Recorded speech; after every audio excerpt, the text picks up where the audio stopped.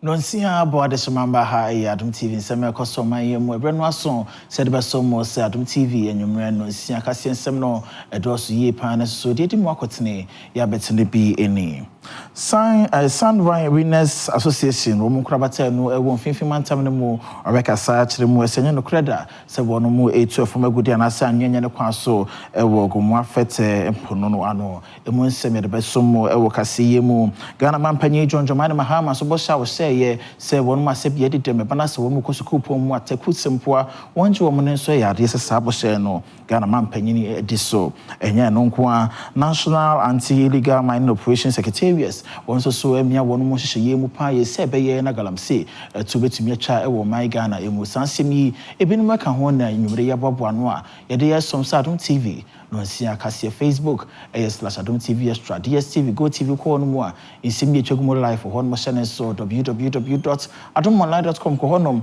ensempe ya twere go honom podcast so ho no abenya bietie medin edo katachi eje skapaye ntwa ye ho ye mbra ye ba se de nsim de si fatie no ehase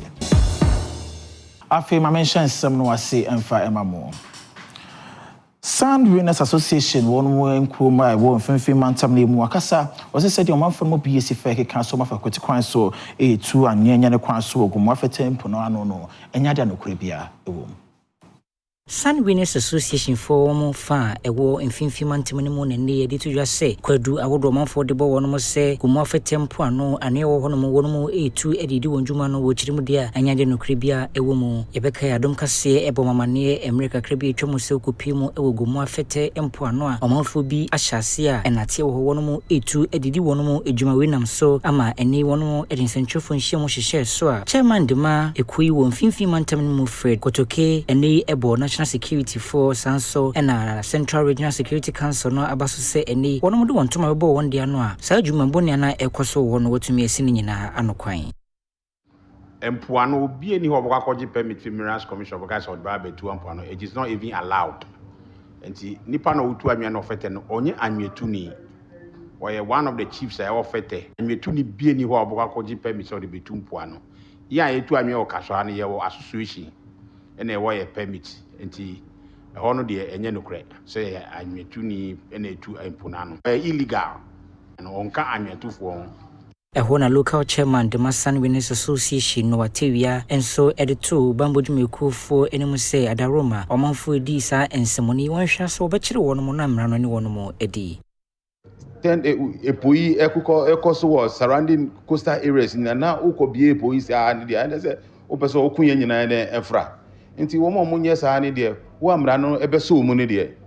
ye nyina so ebe support system ra no eni wo ndi ni ye se be ya it will serve as deterrent na wo mo edu wo beji mu sa bi o chena bi no do also be careful na to me the sanity aba ejuma na ye no ma ni national security for etuso and this assembly na organize etuso in fact yeti no ye do masi bebre we held them in our hearts say omo to me abosa amode no aye say Jumasun MIT regional minister ni national security coordinator ni omo be yes operations no person omo SCC said omo penia o yes aliga na achi no no say na be ye dey asunje be ba no e da omo asi European Union won mo mpanyefo ka wo mo ho won mo aka won ho abom apa dwumade bia ho ntoma e watoye tifido man na half mantam ne mu na titire da so no deforestation free cocoa project dwumade no botaye nyina ene se kwabretu a twetwam nwa nyina no on betumi amane nyina no to atwa na afa di Adam pan so no ahwe so betumi atwetwa nwa ne bi e de asana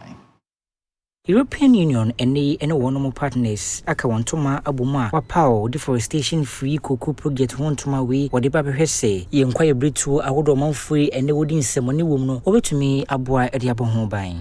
project ya launch we say project needing the deforestation free cocoa project na ini swade hu ne se e de ba beboa cocoa fiafo na ya fa abefu kwan so e de aye cocoa no se be ya e be koso asodoso na enkohia se ye be kwa se kwaye no anfa na yetumi enya cocoa bebre anase ye bia cocoa bebre item enti ye hwe project na ye di 2 million euros.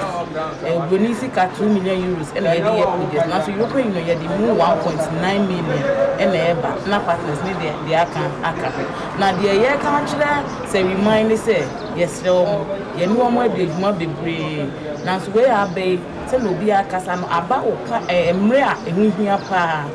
Eho ena country director dema Solidaridad Eric Ajare ena afi ohene wo sehwi anua nana kwesi enkoto so mienu enso edeto ekuafo nyina sanso na timamufo mo no mo mantema godo mu enemu se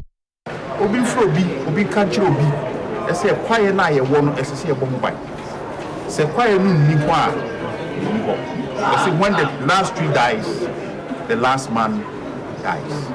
inti ese se kwaye no ye bomo bai no bo ni yi na ba ko yura duregu enti ayemfo wom politicians su wom aban penefo wom na ye me pese me kan se nye nyina nya adwo ba ko se de be ya e da chinti akwara no ebenya enya nsusuaso boni binuti inya sa adena ye no Bayan to ayen 7 weso na obin crewmen no ewo elembelemes na toye mantam na mu akuafo ho no mo wo mo de adesre to nyumeku a wo mo tu agudie enim sa da magana ban no so na sne se be ye na galamse obetumi akon de from ayimo Akuafo wono mo wo bin crewmen no wo lembele mensin mu wo atoye mantam ne mu eni edeto enyumeku ahodo wono mo tu efam agudie enim se wono mo fa ontuma mbo abanyedie ano se ne be ya omanfo etu efam agudie bi emfa kwampa so no wono mo betumi abo aban no tu sankrofoko no so esawe wo chirima se wono mo eye na se betumi abo mamu ne nyina amayabo Ghana yensase na fi nsu wensu wa ho eban impo Adom square apaw the security department ni bi nipaku bi a meka so mo as a vanguard omo osama mo kala omo current anapani enyumeni adi na ehwe se that I'm say to atia minister of lands person ebon hu dawo na say odi hu juma no Adom so bi aboa no say the be ya gan say ya ekoso eman ni mu a eman ni pese obra na ase no Adom so edi mu akoten de ne pa wa passkit fo ni bia wa mama special cars wa mama special uniform omo no river gas fo no anapani enyumeni awia bibia no utumu say omo be wia mfomfom ni fence nkwase hwese gramse na amaboa hwese bebrase no sa butai no ebeba mu me kanipi no kwa me se kuafo binumu ka se Adom so liga mani enye no kweda ni mi ja wo me kuafo no nyina ha mampo so gama mama mo ye gramse wo Adom so chenchen no omo na omo criticize problem gramse fo no ahoho nyina na omo ye ahoho na omo ba gramse fo no sisi ba bi ye gina de se o ka se sisi empo ye ntu na monko ba bi gramse fo ye adwuma me betima kwakire o enya ade ameboa ebe 2 weeks ago DC one abu ne gina he obanko bra ye meeting medenkra man so fa koma one abu amakofuboa se enam de be se ya wa sha ase we ni tri nti ne mpaso aso no ye tu gramse wo ha nti won hwe ne ntu ase ansa na ya hwe obi de nti wo mo hihye pomu ga mo tu gramse ana mo se Adom so tu gramse National Anti-Illegal Mining Operations Secretariat one more year almost she pay mu ye hesagalam say on betumi akon to ase de from my Ghana mo ne sent kopie mu ewo hiawa krofuma no ewo Memphis Central Mess na to yamantam na mu a China de hyem ye sawa yiro mo pa chi ne excavators do na asoso no one saka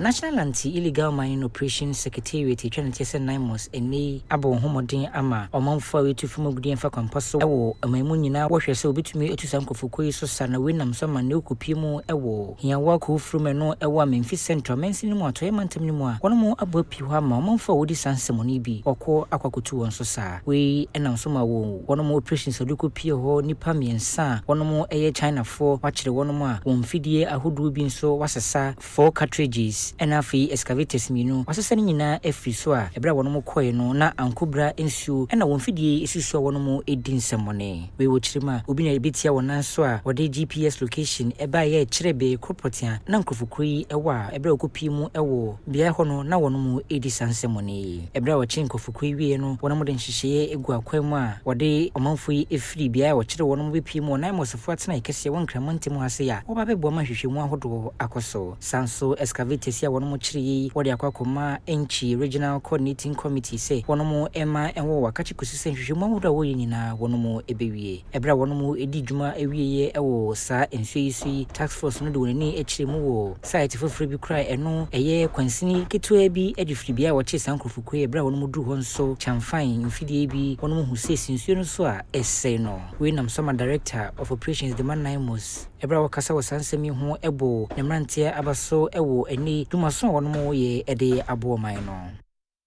Afin pinu aduonu wena ise Ghana de hye behye so Ghana mampanyi Jonjomani Mahama abra no obonto o my Ghana mu bohye ba ko hye ye ne sese bana se Ghana de hye no gidi no to bana ma na won ma se bi dem e wo my Ghana emu ne bana se won mu eto suku soko suku pon wa teku simple enya de won mu betue bi nam sunti na Ghana mampanyi ni wa power free tertiary education for persons with disabilities ho atuma ne bota ye nyina ne se bohye yi ebetumi e de so na won ma se bi dem no mu kom suku a wonje bibia mfiri wo ho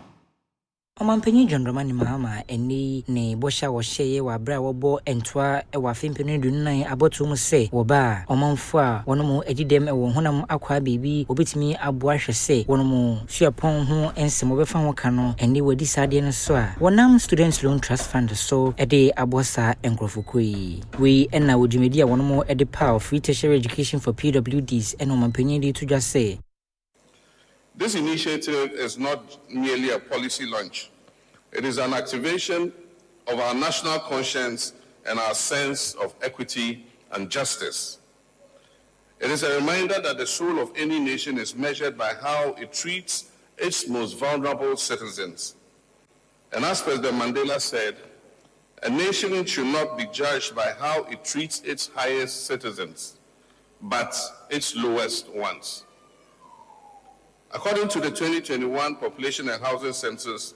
there are more than 2 million Ghanaians living with disability. But behind this statistic, real human stories, stories of perseverance, of talent waiting to be nurtured, and of dreams that deserve to be fulfilled.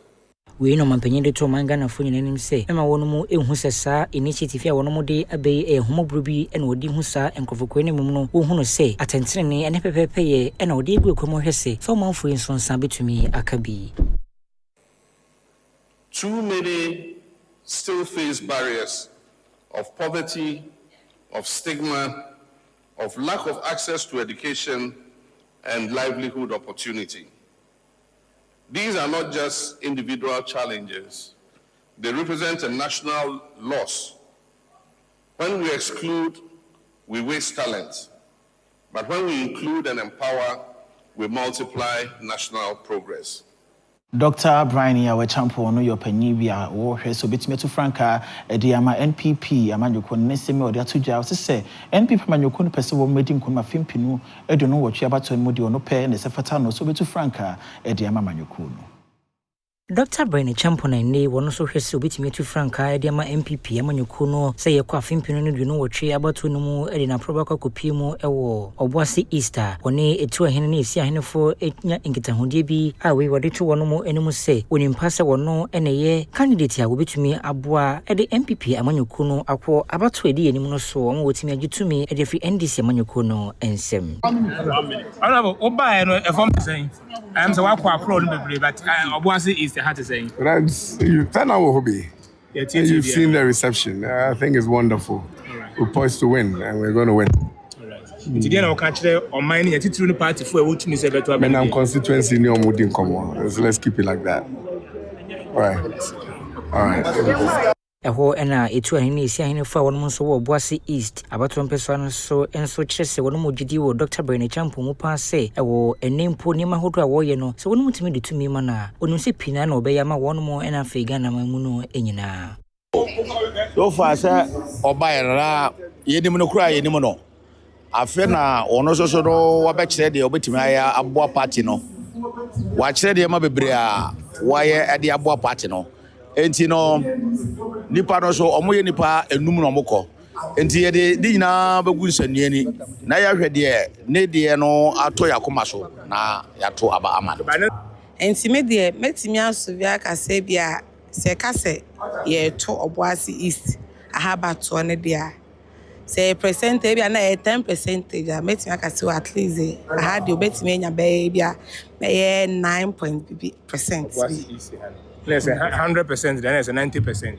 Exactly. Ko party na nka say da wo no. Wenchi ni nsem bebre den o party ni. Nti ama unity bia anhye da anye den any party mu kro ye ne ade nhye den any party mu sa. Ti atenza ne nsem o kan de emu da ho pa. Ochiame Amuako da kwaya multimedia century ni Adom News and ano ni ye di juma said anopa na awia na edin kan kan ene and odne yehye so e wo boase tutuka ya wode ye pen kura breba sa ne tene multimedia juma ye fu abusua dofo omu nyina de omani kirem hono mo kohwe ne ni echi ye twato. Ochiame frame ya joa se bra Ochiame ka kire me se ejuma mi ye Only me be ni na obi ha me amen kan chen bibi ebe ha me bi amen kan chen ebi wa me sha se me ka support ya me se jajo ajai we meye sister what to say sister we men kan hwe jai meye cha me be ni na ma me o cha me ni papa emra ne hododo no kro ni anwo de mpo o cha me da hospital bed nso mpo na cha me ye ejuma Ochiame e wakoma paifa nipa ho nkoma opese woni ni dibia Ochiame betie e watofo mashimi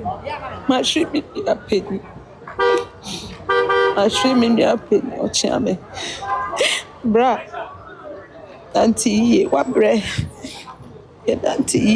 For the last 15 years no I've known Ochiame Amuako Dakwa nyame nenim de eye na waye nti ye wo hase ye ba be jam no na ye jam abusua ama abusua nso yakọ na oye ni papa se unim na ne work ethic solid. I mean uma Ochiame adwuma or attach seriousness to adwuma be na nyame wan say Orise be news editor for Adom TV nti at that level no yes make us be name Ochiame na the SC no ade ne nyina ye nsusu se bibisa ebesi banyame nenim enti ye bema ebusua ne yakọ na se Ochiame makoda akọ nyankopon onfa wokra ensie ye pabusuafo nyina so ye mamo yakọ ene hyede ma ye nto ayensem no so na professor Kwesi Yanka ode to so afo ye ohwe my Ghana desua sem so Harry Nigeria ene se hwe na wampre ne ho se double track system abandada ne de baye no obetwam Kane swafo no hwe Ghana desia onsem so Professor Kwesi Yanka eni ede to swafo no hwe adesia onsem so mprempren Harry Nigeria eni mu se me manan mfa awohare so enkonkotwa double track system ayo hono mu nemum no wonhwa se wono mu ede ne mapa bi gu akwamu se ne be ya se mpo wono mu be ye firiwa obaye ne nkakra nemum no putupuru wono mu enyim firiwo we no wochima se wono mu anhwe anya ne sa anhwe de nsunsuaso bone ene beba secondary school bi ma apangin pentem no nkase double there no double track no wo be ye fi hosisi a no the single track aba rather no school se wo ho no mo ma ye sure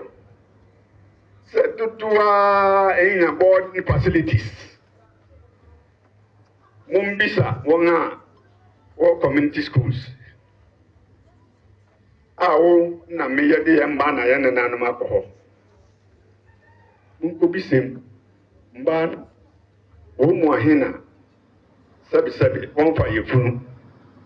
Ewono panyin Daniel Yelson enso nkasa ye modern sim we see ene tudwa Yen focus about education nti ye behwe na ya aboa mbofre na wo so wa ye de wa akọ wenyim na enye na nkoten ye ma on full scholarship ye hwe one school ye tua one prospectus ye one bibia ma ba ye sana ma on mentorship program so de be ye ambofra ye nja ahon keke wo makan na wo be fia ye bebo abo wano na ya ma hon intrechre na addition oboboa hon aside academics na ho aye ambofra bi a obenya holistic education na won so we do baby wa abrabo nti for me, I believe that it is time to give back to my community what it gave me. And that is why we are back doing this. And Mufrano, when you're between 9 and 12, when I'm found now, when you're between aggregate 9 and 12. Now, what I Abufra, Monya 9 day. Ni papa we, ni papa in you. ne maame nkoten na ɔhwɛ na ehwɛ kuro film efie film school kro or school dan kro team abofra no tumi di nya grade 9 kra na ada de ehye won kran Adom TV anywhere no see akase na agosu yi a wuti ma yento yensem no so na president Emma Women in Aviation International Ghana chapter Juliet Okan no so din kranhye ma abaten awofo se wo ma adesua pe na wanyi wo ho enfimu da biada. President Dema Women in Aviation International no fewo manga na mu Juliet Okan eni ehawofo nyina enkran se meme wonani enku wono madesua ho nko ne mum no enema hodo a efa won ho no omo ni nku pa isanse wo ye ne sa ebetimi aboa ewo wonyini mu ebra wakasa ewo Girls in Aviation de jumidi orhyehyɛ so na wo hye ma enkuma nyina enkran se wono nso aviation be ho betumi de won ho hyem se wono mu esuade yi a botebi odesi wonini so no betumi edru ho no watra empo. So only asuti na sometimes I collect you on best start here na masa na why but you should guide them and I'll stress again parenting so we are single parent so we are dear you ma we na boano se na be ya on school teacher ni so e dey ba no go teacher ni so aboa na the society say ye no obi timitia o ti obi asa ko ka chro ma me say o ba no e se matia no I say no ya who say obi tia ye ma ye ni abre but the society is also it's important say society na so ya be guide ye mama no say ye be ya ne person mu ye because of no mu ye da chi e magana we ena omanfo bi odo won ho be hye dwumedi mu bi nso eni adom kasema ne boni twetwe nkomode nsem we si etudwa. Very positive experience because I've never experienced an airplane with a hospital facilities inside, and what is mesmerizing is that they do everything for free, and I really like it. So it was a very nice experience. I want to become a computer engineer, but now I think I'm changing my course. I want to work here. I really love the facilities. I really love the airport. So I think I'll do something in aviation.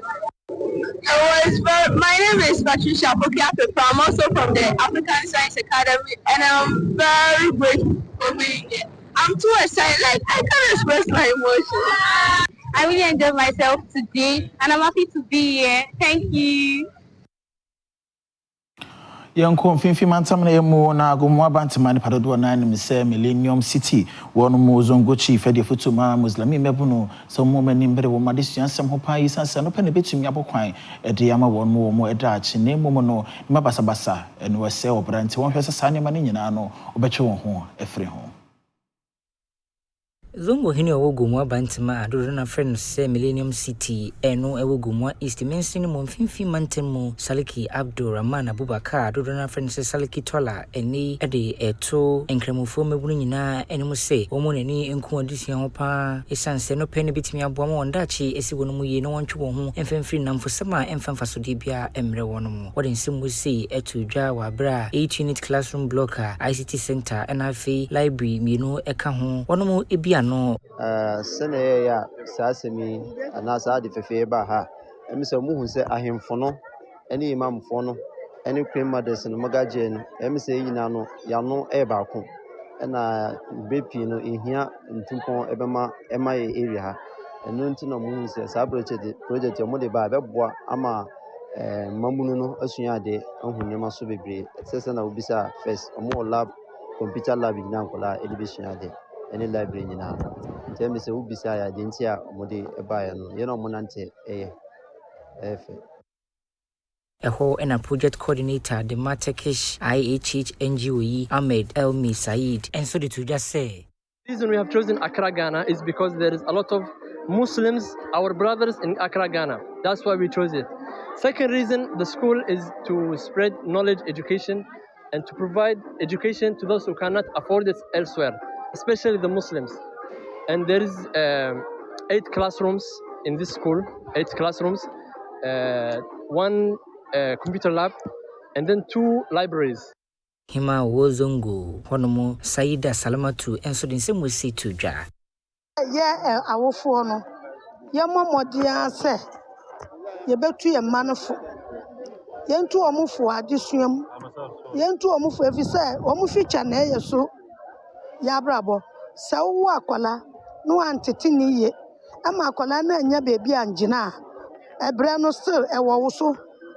wo ma me no so oba no andi ya wo home efisa wo dadem akopeje obi ade ya pam no ya bo no ya che no ya be frɛ enti wo mpesa anuema no tunofo. Oh my Ghana and Germany mine no in fear dunum ayonkofa da won mo enteme yade a won mo ehye ho fade ho dwumedi hye so oh my Ghana emu na dwumedi na se no German Development Corporation wasanso sidua se dwumedi na mo di yede bo man puntuo enya de obegya ne ana ochena. GIZ Ghana ene Goethe Institute akopa hontuma art in motion competition ene exhibition na we eyade a womode ma omanfo akonya amomo abo art ye drawing ibi dwumede e course no woma womu enimde ewo art ewo mamua ekohie mu ebo art sonkokra na nya asem ketua country director ma GIZ Ghana editu dwase enhihye ya womode gu akwam eye ne kwan so pa. What are the areas of cooperation that make sense for both sides? We have heard today that development cooperation in Germany and Europe, in the US, is under pressure, and there are more limitations than in the past. I think both governments, and in the beginning of December we will have the intergovernmental negotiations. So the German-Ghanaian negotiations about the future steps in our cooperation. And I think, they will agree on what are our joint priorities, our joint areas of cooperation. It's a political decision, let's see, but I'm sure that we stay at your side for the next decade. Onipa baako ano nso ka dwumadie no ho Dr. Sally Eje enso di tudwase exhibition yi eye ne kwan so pa na yade ebeboa wo ma wo mo art ama wo makọ ninim. Initiatives like these are worth having in order to build the kind of relationship that we want, which are relationships that are of equal terms. And I think the theme of this event is also quite relevant because the arts and the cultural industries are areas that are very well placed to initiate a lot of developmental projects. October was some said the enemy near Bosumi be and Panifo, the Sivon Mark Kurama, a tatono for me, the Bohun, Edahuru, and I'm so President, Emma Breast Society of Ghana, Dr. Josephine, what in Cransha for 2 Emma Man, and I said, Brenne Brano, Omofoman in Chimoya, Sabia, and Cohe, Sabia Kukrami, a Beatomone from Webanasa to Santa and Pana, Dr. For, or who do bit my Breast Society of Ghana and the Ediwonomo Pinktober Breast Cancer Awareness Walk Ashes one Cramante Mohaseya. We know they would do run it through a share a mine and cran say. Manamrano, one corner one should more Emma one say. Kukrambia anyone no for one as a buma. What to me and Tempaso Asano Ediama one more. Now when you made your share so say and our president, the ma Ekui Dr. Josephine in Safo. And Adam Cassiaman Bonation Comono or the 2 men in any must say. At least every 2 years be out to me try mammogram. You bet me who yari and temp. Yari no a draw ho. You started treatment now. And yeah, spiritual. If you come to hospital, we will treat. Until a nyampa, the omo cancer, memanum for ever preventive breast cancer. Nyampa. Omunumo, omanumo, I but the one breastfeeding a baby. Say, oh, I now breastfeeding, now breast milk near bar. It's me my chance no conform. So breastfeeding the baby is good. And which you know, Dr. Insafo, son is in which seems so to jar. And then breast cancer awareness walk. She say, and I'm chrome. Now the message no call.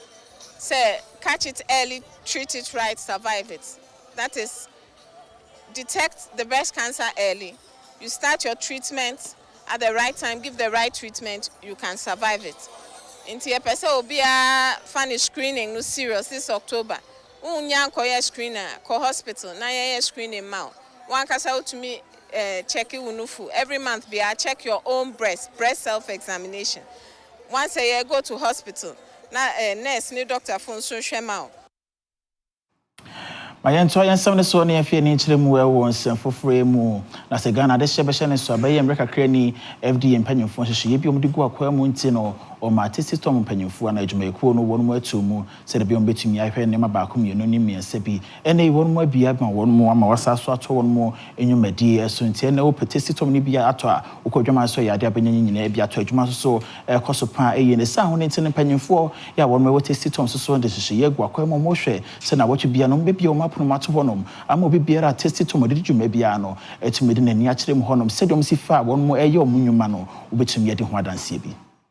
Yenim sɛ bosome kakra ni ɛna wote nsɛm baako mmienu bi ɛde fa tasty tom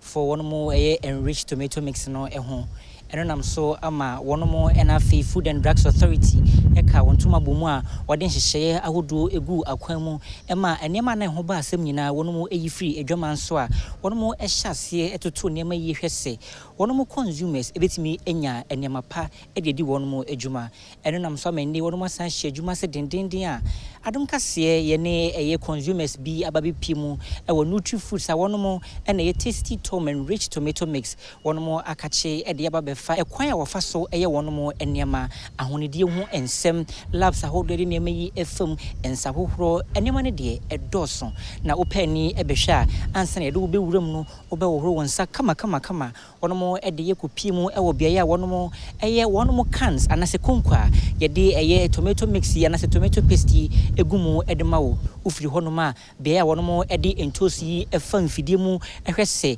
enwanunu ahodo sese wunya ekọ ni pedua mu nyina no wunya no ni nyina wono ede egu nhyehyɛ yapamu a ewi a ansa na yede niema no ebegu konkomu de ma wadi kura no labs ahodo ebefam ni ehwe se konkon ho bebia entochema anase rubber o tasty tom and rich tomato paste egumu no ehwo so entochema enti no penny ebipie mu e tasty tom for wono akache a ese wani ensa okachire we nam so amayani omanfo bi a wono de wonani ebehwe nsem bi nso twetwenkoma wono de nsem sei eto yenim. Processes so far that I've seen is good because I've seen that with the cans. I think that was the main issue. They've done, much more, reinforcement when it comes to the protection of the can and everything. And the entire process was great. So one kata uba ababesha ube on say production from production ni lab ni bia so fine efin bia enim. So as a consumer, I will give Tasty Tom 99%. Passing through their line, their process of manufacturing, everything is good. Say, this is one of the highest standards production I have made so far. So, like I said, Nipejuma BBA Missy. So let's just get back on track and then just continue to use the good products. Enti best America crane in a Food and Drugs Authority for in Cratabaton Mountain so say one should one who draw any send one more any Nutri Foods. I want to a tasty tom and rich tomato mix free a cow and tibomuno. Say Senimana Eda Quema. Ukane tasty tom and rich tomato mix a wujato hono and nay obit me assign aquacofa. Now would you do Jumebia? Me medin semiachi Adom Cassi, medin and Selasi. Mrs. Medin do Catachi, Jessica Pamina, so you enjoy one job of one crat to your bands, some Libya catcher, and the best somo. Amesanso mo akwa ba member Adom TV anwumre no nsia kase so ma yento a yensem no eso na enam sedenchra wono mo ede wono mo 26th coronation hihye so ede ama wono mo ehene wodefo bo ampos moto so 990 empanyefo ahembara se sukus ahodo wo honom enwuma yeku kasa ye adwuma e wo honom emetredu nkwa wono fin nyina no enya de wono mo ebe ye adwuma ede free binada October bosome de toso de no wotwe de kosi ne fiada de toso adua saba ko se ebe ye na wono mo ni betumi anante e de free jukwa e da kwakopie mu dunkwa aban kese eso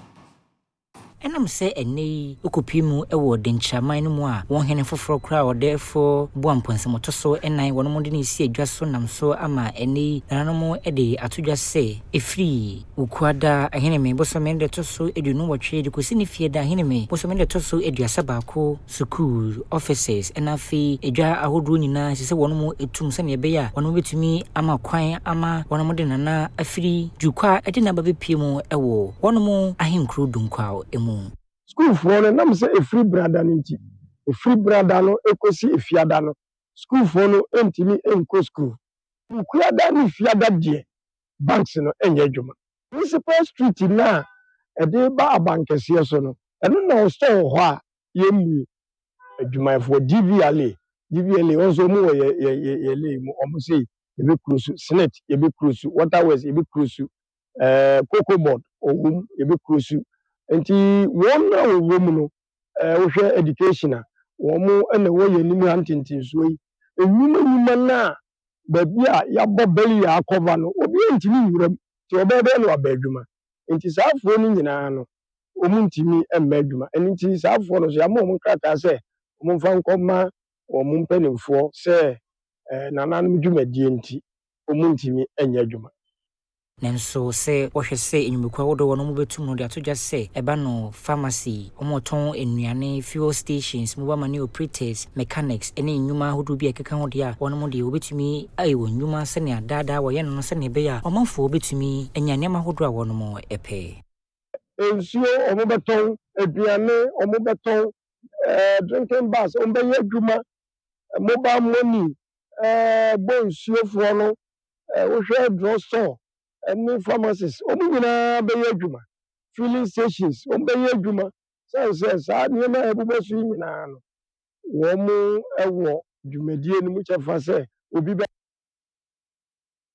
Mesni Krachi yi ogina muma wona new Dwaben South Municipal Assembly the din Ransford Owusu Boakye wodi futu ma Mesni Krachi for mantam mu nyina sɛ dwuma mpanyifo de ahyɛ mo nsa no ɔmɔden aso mema mpuntu ho ahia mo pan ye no krampo ndanche no wɔn hwɛ sɛ biem no wɔn betumi abie nnwuma ade ma mebu na ɛwɔ hɔ no. Aban Krachi penyo won new Dwaben South Municipal Assembly ono an sanye din edema MMDCs Ransford Owusu Boakye ene to nuanom Aban Krachi penyifo nyina enemu se wono emo nani enku amamu pa ho sanso ene se wono ye mpontudwuma wo bibie enwuma ene nyama hodo ama wono manfo wo kirima se wono eye na sa ebetumi aboa mo mampanyi botaye anasani sadi hunu a esi nani so no obetumi edru ho. As national dean of MMDCs no yɛnyina yɛmfa nhyɛ yɛtirim sɛ yɛn president a wɔde yɛn baeɛ anaasɛ wɔapɔnte yɛn no wɔde yɛasodeɛ bi ato yɛ so ɛno nti mɛfa saa kwanya so na mede akaekae me nuanom metropolitan municipal district chief executive sɛ deɛ ɔmampanin de ahyɛ yɛn nsa no yɛnhwɛ sɛ yɛbɛtu ho anammɔn apɔmuden sɛ yɛ yɛn asɛmhia sɛbe school kɔ sɛ yɛ mmeranteɛ ne yɛmaba ne ɛtumi hwɛ sɛ wo nso anya wo school nsuo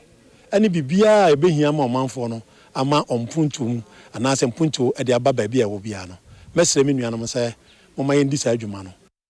We can say that the Almighty God bless the MC, bless the assemblyman, bless the NDC chairman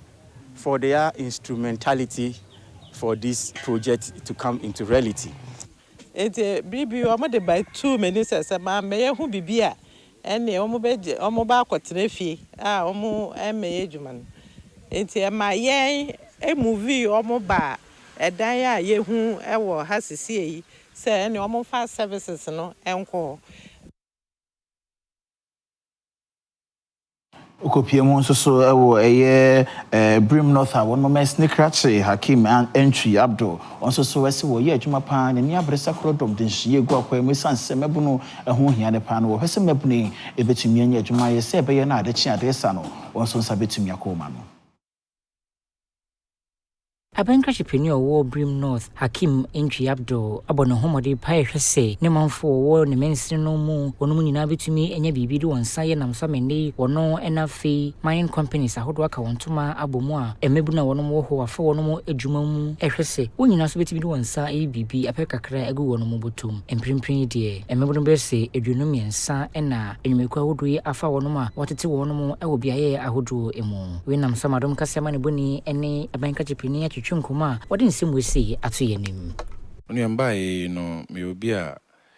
mebunu eda makoma so ye papa because me ahwe me am youth so I was steady I was say muja wono ha enti ade a me de asime ni so pa ne se beboa ma enuanom mebunu nso kakrakra mo so omatumi anya adwuma ye den aye wo hwe ya hanom sen a mining kese pa na ye den wa hanom a mebunu dodo na ni daso senko betumi anya adwuma na bia ya de ntia bebre na suasua enwuma ni bia etumi boa wo mo emu inside to me adwuma wada by my maintenance me na nanom any opinion leaders meda me ankasa me regional minister ma me akuzareta awati so asi say na issue bia na way district mu na high deny me mbunu no adwuma ye bebre no na me ada roma ye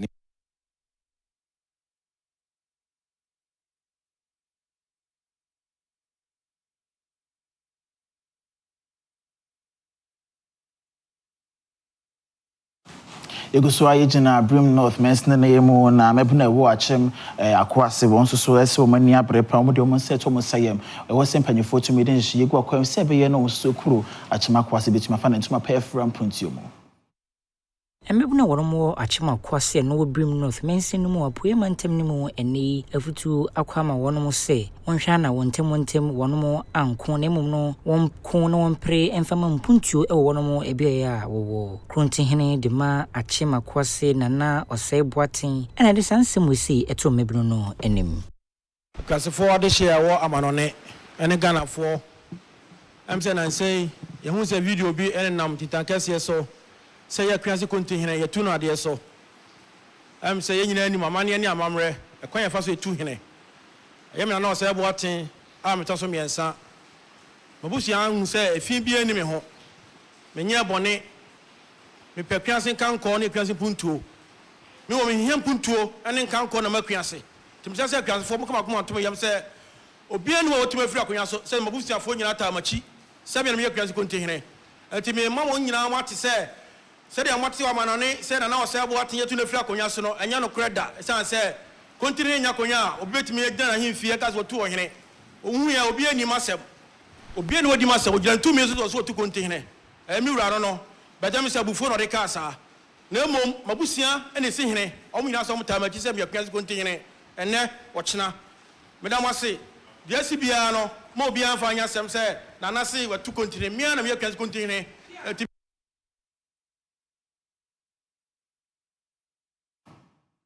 Assembly members here one more West North Mensne mo hafumantam nemu won so akasa won se New Mont Gold Ghana one more for asphalt engugo makwan so de ne makwan biem e ma onyi kwan bia e wo no mo kro no emu biem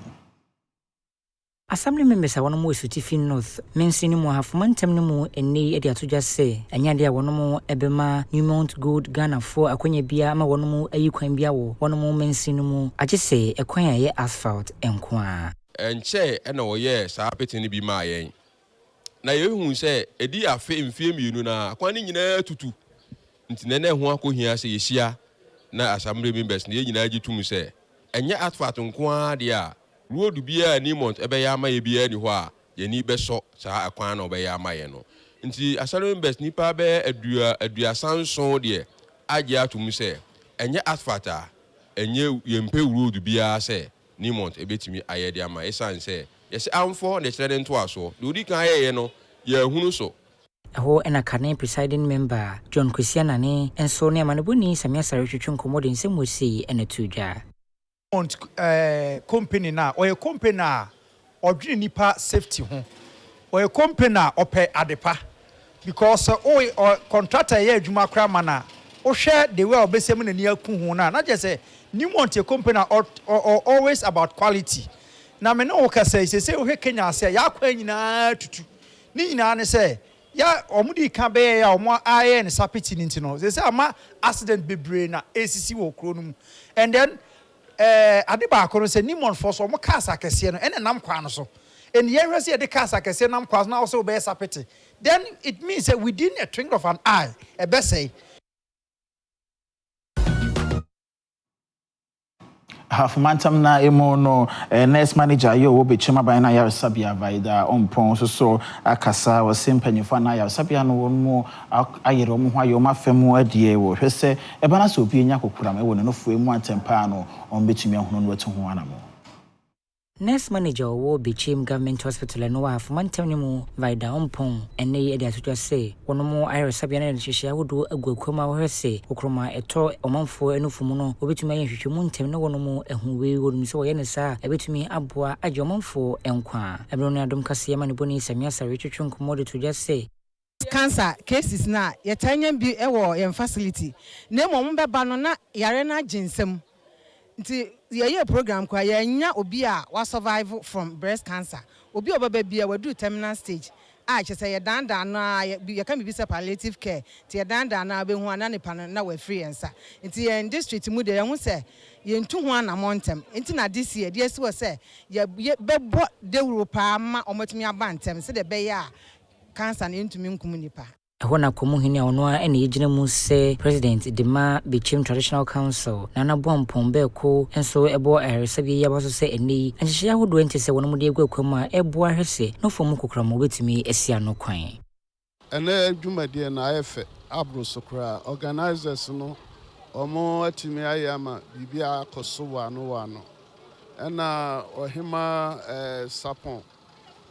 ne nkyerɛkyerɛ wɔakyerɛ ma sɛbe akɔ obiara tirim yade no so sɛ ne esikum no ɛmfa wonto hɔ nkyɛ short period wobɛhu na enipa no kɔ nti yade a minim sɛ ɛwɔ sɛ ɔman Ghana ɛnyɛ sɛ nka October nko ane yɛyɛ ɛwɔ sɛ yɛyɛ no bra no ebetimi akɔso kra nka mprensa afinum na yɛayɛ ama awareness no akɔso kama amenyina so ne yankwaji aboafo nkrato ye ba nsem ne biasa aka ye de besomo Mesamo akwa ba biem Adom TV anwumre no nsia kase so yento ayensem no weso na watwe mu no eya ade esem na hyebedwafi wo mo ekwa setena nsem dodo na anampanyifo bebu so enete na yamane bonni ohene aponsa kabo wababo de koso nyina no a wode eso se this week in parliament Mrashebedwafo mienu bi a yato aba ede ama through by elections enene Mrashebedwa no agi watomu se womedi ojuma se Mrashebedwafo na ye no na yewura Bernard Bedu no enene oye Mrashebedwani edemamanfo a wakwetia ena Professor Alidu Mahama no so begina mu edema eye Tamale Central ne fika ejina simpie so eje safo yi etum I say to Mahama Alidu, do in the name of the Almighty God swear that I will bear true faith and allegiance to the Republic of Ghana, that I will bear true faith and allegiance to the Republic of Ghana, as by law established, that I will uphold the sovereignty and integrity of Ghana, that I will uphold the sovereignty and integrity of Ghana, so help me God. So help me God. Domkuma ena woni abede ena wachire se sa wohwe eya ahoden a NDC fo ede hyemu abra oman bo eye na adwene se wo bo mra na wode atia oba ne ba ne bema nkita hodie mu no wode kire se abra woni ebaaye no ebedi abenwa so no wano asesa. Only yesterday when we were raising this issue, Mr. Speaker, you were saying that the bill must pass. Now you are in government, you are in the hot seat. When the IMF, the World Bank, IPU threatening, you are now running away. You force LGBT on the throat of the Akufo-Addo government. Today, you don't want LGBT. You would want it. Mube pepa. We no ena yura mama yarega di tudwa na wachire se aben abomodian se sa emra no enya ade a obayeto nase na momuno wone boa na adimu. Told me that he thought the bills had gone through the processes. But Speaker said, well, you have to bring me the evidence. We indicated that we thought that the bills had been passed by this House already and had been sent to the presidency for assent. And so we didn't see the need to reconsider a bill that has already been passed by this House. Awo antigebe huano ena opening baako a odi enim na we nipa a wokan nipa edu no a wone prese omano ebebo emra no nti mfodwo no kyerese sede a NDC ene na ban eyesa na no ene sede a wone yeti ewo saa emra no no o kyerese eye na wo papa e bisa sempenifo ya omoso munimu hwi eye one signature and approve bill no akudum pempenso e gazette ye ebeto other people so yeah ma kwan ma NDC for Enfa Ghana for adwen sabi eni agro ye demand say baby a bill no omo awiade akose bia no won san fa meto other paper ne so na enani na ya emprempren ya yem pass fama Ghana for dom kumanfo mu makomakon aduosia miensa na wɔkyerɛ sɛ wɔne de wɔn hoɔden ɛboa Dr. Mahmoud Bawumia chi sɛ wɔn bra na wɔmetu ɛyɛ franka ɛmfama amanyokuo no abra Ghana bɛhyɛn abato mu afimpino ɛne aduonu wɔtwe mu no na no wɔde kyerɛ sɛ sɛ wɔhwɛ adwuma apani no ayɛ no a ɔsɛ sɛ ipia no na ɔsan kɔ ne mpire no so. We're going to read out the MPs who have voluntarily on their own accord indicated their membership of this group that is supporting Dr. Mahmoud Bawumia's flag bearership project. From Ashanti region, Cooperative Sapon MP Mampo, Nana Ayu Afiye Afijara Asokore, Kufi Aman Kwamenu Achuma Kwamoma, Kwame Ayu Maduwechi Asante Achim Central. Owie no na ye maame Gloria Owusu ono oye trubu abato mpeso ano so emra sebedwani e no kyerɛ out of 87 MPs a yewo parliament no emu 65 yaka ye ho abom aya adwene baako ene akomakro baako sɛ ye de ye support ebeba Dr. Mahmoud Bawumia yewura Osahene Alexander Fanyamake na ono na wɔyɛ futu emra sebedwani ono koyia na oda Adom kuma no ano na wɔkyerɛ sɛ sɛ wohwɛ abedwa mampani edisi wɔ sɛ yɛnhwɛ ye maame kane Chief Justice Araba Isaba Tokono ensemu na ebesi enei maame yeyi no ede afi hɔ no no kyerɛ sɛ committee a yɛbɔ no nya de committee no edi wodwuma yi the conduct of the Poaman committee as a travesty of justice. The Poaman committee must be ashamed of itself. That committee has reduced our democracy to something that cannot have a phrase to describe. This week in Parliament, Abusiyama Memfa who NCA, that's a ne, a better house, Nedi Amijeso, Ayohine, and Ponsa Kakabo. I mean, I can't see me so numerous. As I am dear, some yano, me fanning and win see more to my four. Yami in Shramupi meeting, Ediokatechi, Eji Sikapa. There's also Ibisanum, Edwaso, Macra.